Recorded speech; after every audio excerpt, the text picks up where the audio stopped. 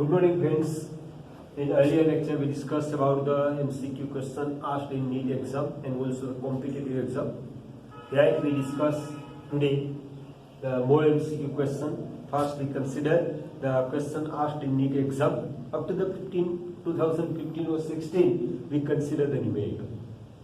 Now, in 2016, a linear aperture of a width 0.02 centimeter is placed in front of a lens of focal length 60 centimeter.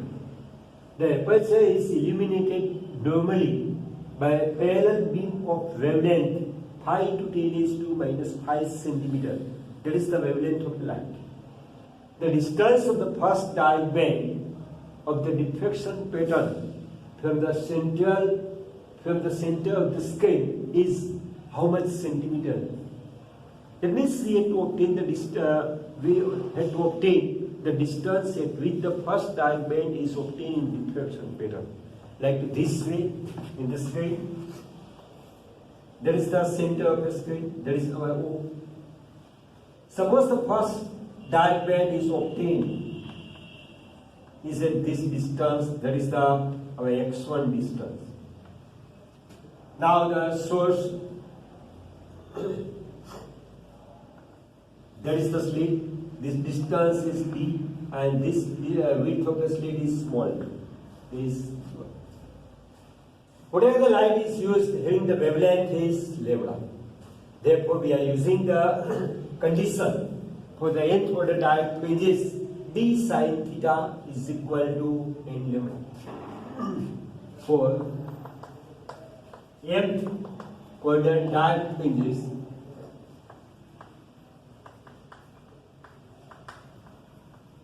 we know that the d sin theta m is equal to m lambda. Right? For first minima, it means the first direct fringe m is equal to 1. Therefore, d sin theta 1 is equal to lambda. Therefore, sin theta 1 is equal to lambda upon d. But we also know that sin theta 1 is equal to x1 upon d. Sin theta 1, like this manner, that is the theta 1. That is the theta 1. So comparing these two equations, sin theta 1 is equal to lambda upon d and sin theta 1 is equal to x1 upon d. Therefore, x1 upon d is equal to lambda upon d. We require the distance of first direct fringes from the center of the screen. Therefore, x1 is equal to lambda capital D upon small d. Substitute the value. Capital D is given as 60 centimeter. Lambda is given 5 to 10 is to minus 5 centimeter. And width of the slit is given 0.02. Thus, we obtain the simplification is 0.15 centimeter. 0.15 centimeter is our answer. Again, what is given? Here in a single slit experiment, that means in diffraction pattern, here the width of the slit is given. Now, the wavelength of light used is also given, and distance of the screen from the slit is also given. And focal length of a lens, that means that is the distance, because here the convex lens is given.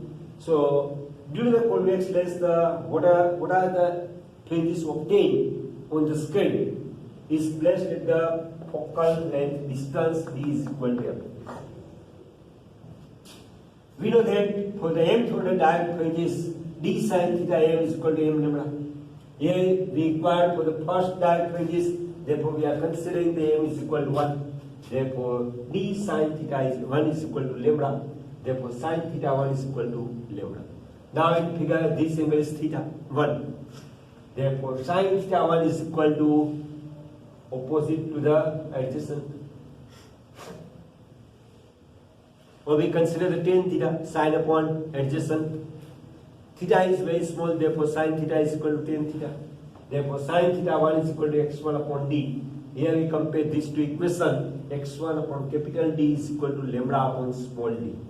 Therefore, x1 is equal to lambda capital D upon small d. We substitute the value, we obtain the distance of first direct bench from the center of a screen is 0.15 centimeter. Now, next question. Two coherent sources of intensities ratio is given the alpha, or alpha is to 1, interfere.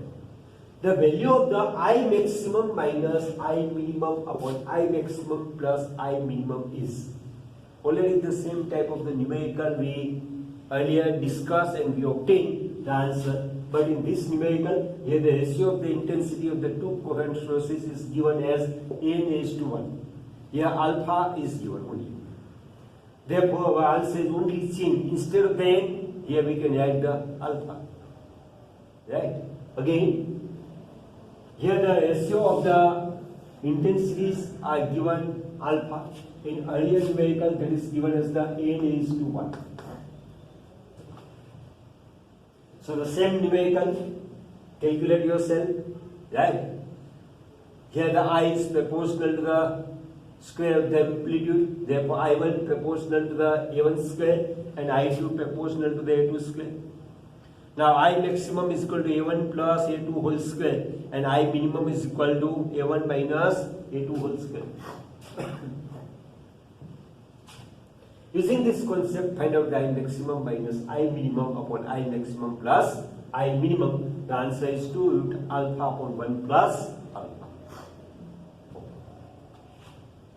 Now after that, in 2017, the question is asked, a parallel beam of light of wavelength lambda. Wavelength of a light is given lambda. Is incident normally on a single slit of width d. Width of a slit is given d. Diffraction bands are obtained on a scale placed at capital D distance from the slit. The second direct band from the central back band will be at a distance. We have to find out the distance of the second direct band from the central back fringes on the screen. Now, like this way on the screen, there is the central back. N is equal to 0, there is the N is equal to first direct band, and there is the N is equal to second direct band. We require this distance x2. Now, we are using the condition for the direct fringes, for diffraction condition for direct fringes, sin theta n is equal to xn upon d.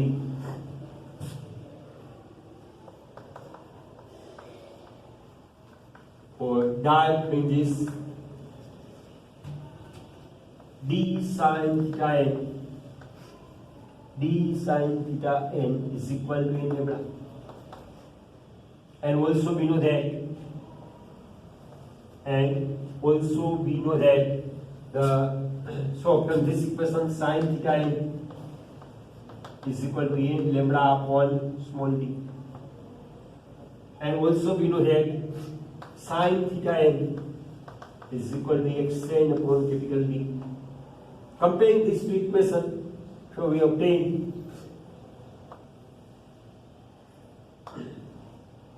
xn upon d is equal to n lambda upon small d. N is equal to 2. N is equal to 2. Therefore, x2 is equal to 2 lambda d upon small d. 2 lambda capital D upon small d. The same as the first. Today we discuss the MCQ question. Here we substitute the value, here without value. Here we obtain the distance of the first direct band from the center. Here we have obtained the equation of the second direct band from the center of the scale. Again, the condition for the direct fringes, for the n for the direct fringes, d sin theta n is equal to n11. And also we know that from this equation sin theta n is equal to n lambda upon small d. Now, we know that sin theta n is equal to xn upon d, capital D. So comparing these two equations, because the left hand side are same, therefore xn upon capital D is equal to n lambda upon small d. For n is equal to second dark fringes.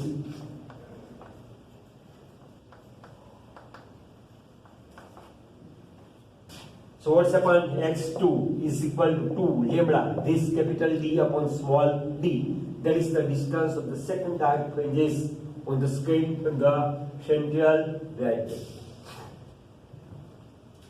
After that, there is the quite different numerical 2018. In Young's double slit experiment, the separation between the slit is given the 2 mm. That means the value of the small d is given. The wavelength of the light is 5896 angstrom, and distance of the screen from the slit is 100 centimeter. That means the 1 meter. The angular width of the fringes, any order of the fringe, is 0.20 degree. To increase the angular width of the fringes to 0.21 degree, the separation between the slit needs to change to whatever. Here we consider the wavelength of the light used and the distance of the screen from the slit is constant only as we make the change in the width of the slit. How much change in width of the slit is required to obtain the angular separation of the fringes is, instead of the 0.20, we require the 0.21 degree. For that purpose, in Young's experiment,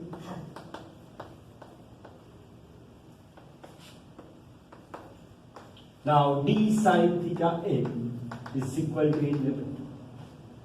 For first order, we consider for first fringes, for n is equal to 1. Therefore, d sine theta 1 is equal to 11. For small angle,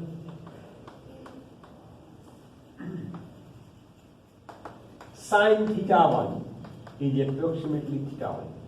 Therefore, theta 1 is equal to lambda upon d. Here the lambda and capital D are constant.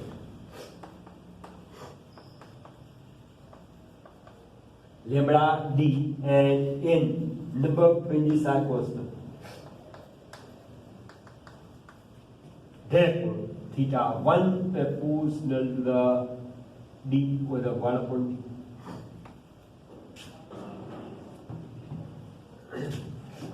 Therefore, here we take the theta only.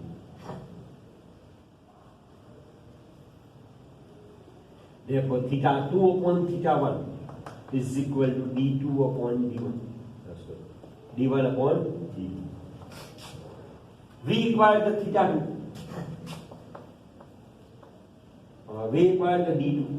What should be the width of the slit? d2 is equal to d1 into theta 1 upon theta 2. d1 is given 2 millimeter.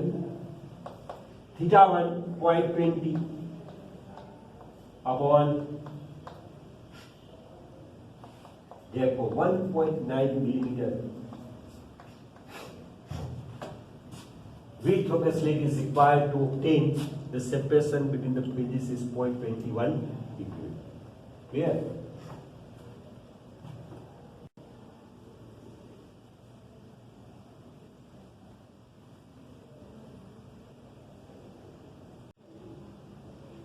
Okay friends, now the new numerical asked in 2018, Neet.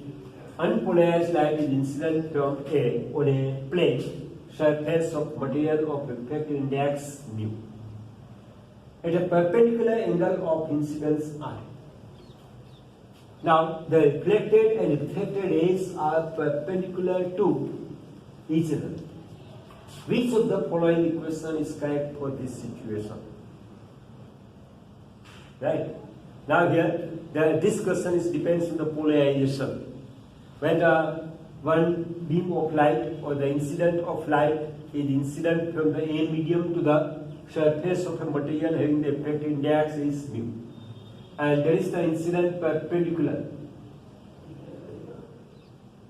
The reflected and refracted ray after the or inside the material of a surface are perpendicular to each other. So in this situation, which of the following equation is true? First is the angle of incidence is tan inverse 1 upon mu. Mu is the effective index of material.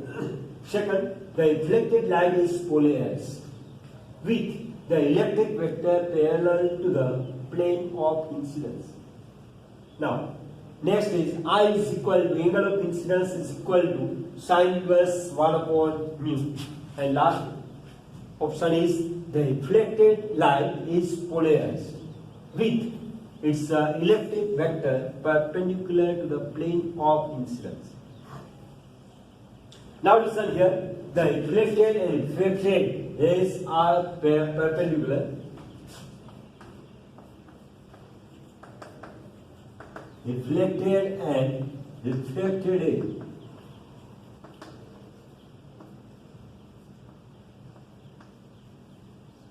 are perpendicular to each other.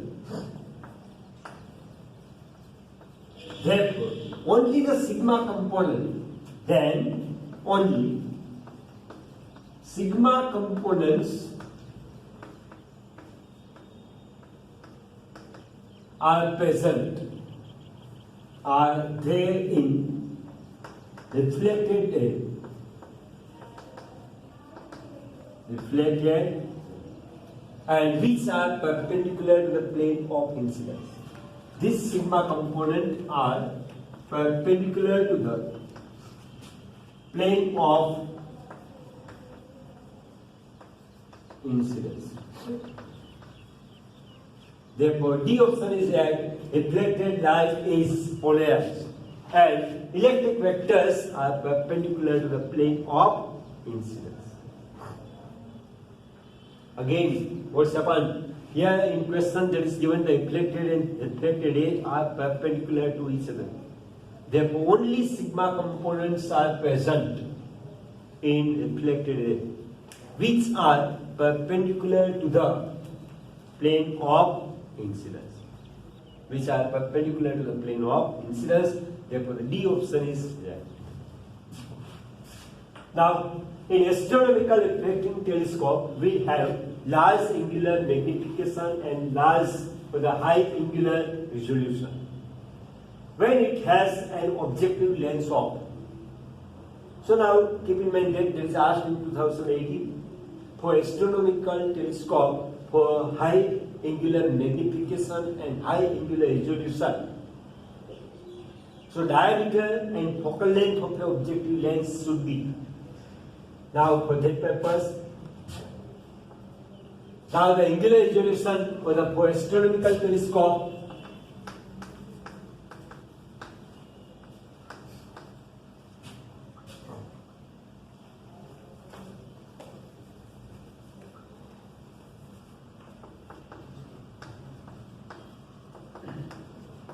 astronomical telescope magnification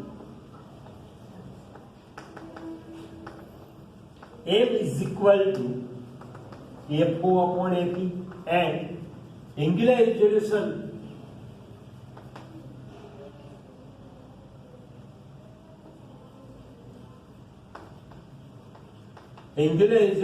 is equal to D upon 1.22 lambda. D upon 1.22 lambda. Therefore, for high magnification and high angular resolution,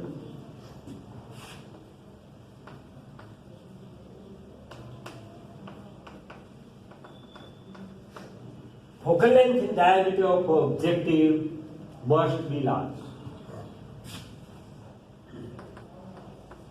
The focal length and diameter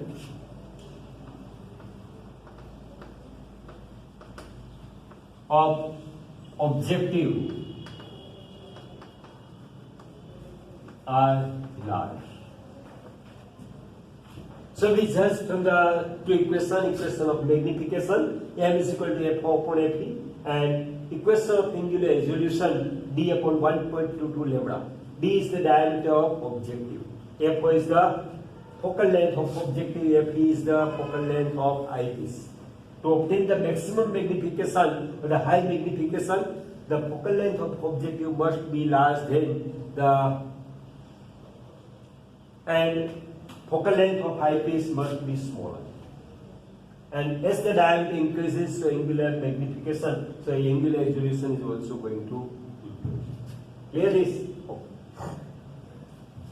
Now next is, in double slit experiment, when the light of wavelength 400 nanometer is used, the angular width of the first minima formed on the screen placed 1 meter away is 0.2 degree. What will be the angular width of the first minima if entire experiment is immersed in the water of refractive index 4/3? That is the same as the earlier numerical. In earlier numerical, we had to find out the changing width of a slit. But here, what's the fun? What is the angular width when it is immersed in a liquid? Having the effective index is 4/3 is given. Okay. As the medium change, now listen, as the medium change, so wavelength of the light is changed. Frequency does not change. Okay, due to the result, so we know that theta is equal to lambda upon d for condition for minima. Condition for minima. D sin theta is equal to n lambda for small theta, and n is equal to 1. So what's upon theta is equal to lambda upon d, lambda upon, and theta dash is equal to lambda dash upon d. Because the medium change, therefore the wavelength change, the width of the slit is remaining unchanged. And we know that effective index mu is equal to lambda upon lambda dash, therefore lambda dash is equal to lambda upon therefore theta dash upon theta is equal to lambda dash upon lambda. Substitute the value of lambda dash, lambda upon mu is the value of lambda dash, lambda cancel, therefore 1 upon mu. Therefore, nu with theta dash is equal to theta upon mu. Theta is given the 0.2 degree. Mu is given the 4/3. Therefore, 0.2 into 3 upon 4. So 0.6/4. Therefore, 0.15 degree is the new width of an angular width of a first beam. Now listen, we obtain the answer from this condition for the interference. For the first order minima, for nth order minima, the condition is d sin theta is equal to n lambda. For small theta and for first minima, n is equal to 1. Our equation becomes the d theta is equal to lambda. Therefore, theta is equal to lambda upon d. And new angular width, theta dash is equal to lambda dash upon d. Now listen, here the effective index of a medium is given. So from the definition of the relative effective index, W is equal, mu is equal to lambda upon lambda dash. Already we discussed about this equation in chapter 9 when we discussed about the Snell's law. Mu is equal to lambda upon lambda dash, therefore lambda dash is equal to lambda upon. Now thus we have the two equations, one is theta dash and second is of theta. Taking the ratio of these two equations, theta dash upon theta dd cancel, lambda dash upon lambda. Now we substitute the value of lambda dash, lambda upon mu upon lambda cancel, therefore 1 upon mu. Therefore, the new angular width of first minima, theta dash, is equal to theta upon mu. Now, theta is given 0.2 degree, mu is 4 by 3, 3 is in denominator of denominator, take in numerator, therefore 0.2 into 3 upon 4. So it's equal to 0.6 by 4, that means the 0.15 degree, that is the new angular width of first minima in water. Now after that, the two values of the intensities I and 4I superpose. Then the maximum and minimum intensity R we have to find. For that purpose, we know that the maximum intensity I max is equal to I1 plus I2 plus 2 under root of I1 I2 into cos theta. Here theta is equal to 0. For maximum, theta is equal to 0. That means the phase difference between these two values is 0. Cos 0 is 1 and I is given the 4I plus I plus 2 under root of I into 4I, so is equal to 9I. For minimum, theta is equal to pi. Therefore, I minimum we obtain, instead of here theta 0, we take the pi, therefore that becomes the minus. I1 plus I2 minus 2 under root of I1 I2 with a plus into cos pi, so it's equal to I. Thus the minimum intensity is I and maximum is 9I. Again, the equation of intensity when the two values of different intensities are superposed, at that time the resultant intensity I is equal to I1 plus I2 plus 2 under root of I1 I2 into cos theta.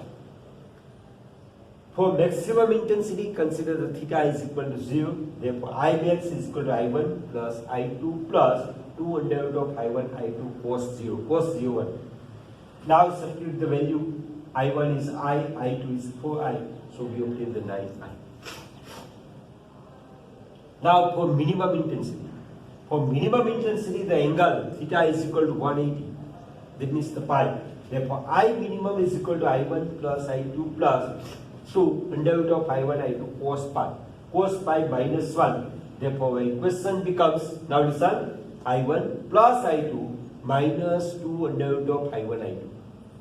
Therefore, I plus 4I, pi I minus 2 into I into 4I. So again the 2I into 2, 4I, pi I minus 4I, that means that. Therefore, the minimum intensity is I and maximum is 9I.